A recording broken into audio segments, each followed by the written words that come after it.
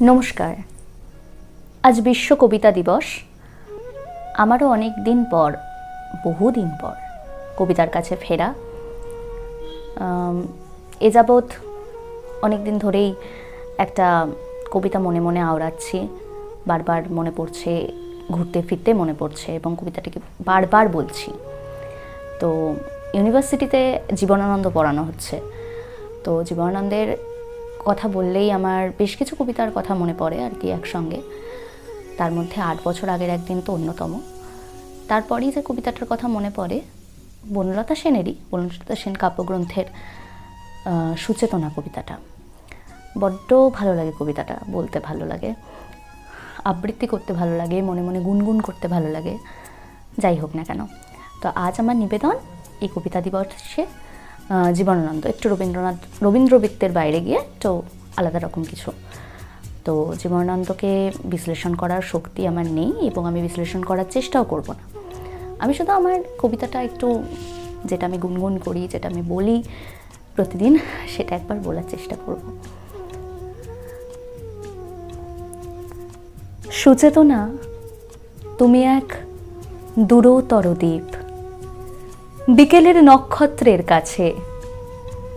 সেইখানে দারুচিনি বনানীর ফাঁকে নির্জনতা আছে।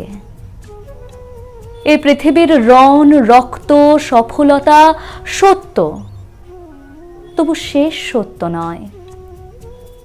কলকাতা একদিন কল্লোলিনী তিলোত্তমা হবে, তবুও তোমার কাছে আমার হৃদয়। আজকে অনেক রূঢ় রৌদ্রে ঘুরে প্রাণ, পৃথিবীর মানুষকে মানুষের মতো ভালোবাসা দিতে গিয়ে তবু দেখেছি আমারই হাতে হয়তো নিহত ভাই, বোন, বন্ধু, পরিজন পড়ে আছে। পৃথিবীর গভীরতর অসুখ এখন। মানুষ তবুও ঋণী পৃথিবীরই কাছে। কেবলই জাহাজ এসে আমাদের বন্দরের রোদে দেখেছি ফসল নিয়ে উপনীত হয়। সেই শস্য অগণন মানুষের সব থেকে উৎসারিত স্বর্ণের বিস্ময়। আমাদের পিতা বুদ্ধ কনফুসিয়াসের মতো আমাদেরও প্রাণ মুখ করে রাখে। তবু চারিদিকে রক্তক্লান্ত কাজের আহ্বান। সুচেতনা, এই পথে আলো জেলে এ পথেই পৃথিবীর ক্রমমুক্তি হবে। সে অনেক শতাব্দীর মনীষীর কাজ।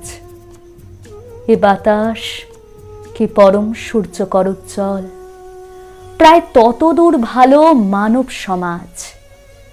আমাদের মতো ক্লান্তিহীন নাবিকের হাতে গড়ে দেব, আজ নয় ঢের দূর অন্তিম প্রভাতে।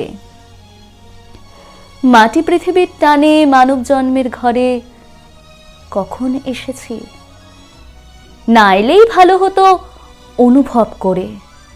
এসে যে গভীরতর লাভ হলো সেসব বুঝেছি। শিশির শরীর ছুঁয়ে সমুজ্জ্বল ভরে দেখেছি যা হলো হবে মানুষের যা হবার নয়। শাশ্বত রাত্রির বুকে সকলে অনন্ত সূর্যোদয়। নমস্কার। আবার ফিরে আসবো, একটু গ্যাপ পড়ছে মাঝে মাঝে, কিন্তু কবিতার কাছে তো ফিরে আসা বাড়ি। আবার কোনো অন্য কবিতা নিয়ে আপনাদের সঙ্গে দেখা হবে। ততক্ষণ সকলে ভালো থাকবেন, সুস্থ থাকবেন, আর কবিতা বলবেন। কবিতা বলা খুব ভালো জিনিস।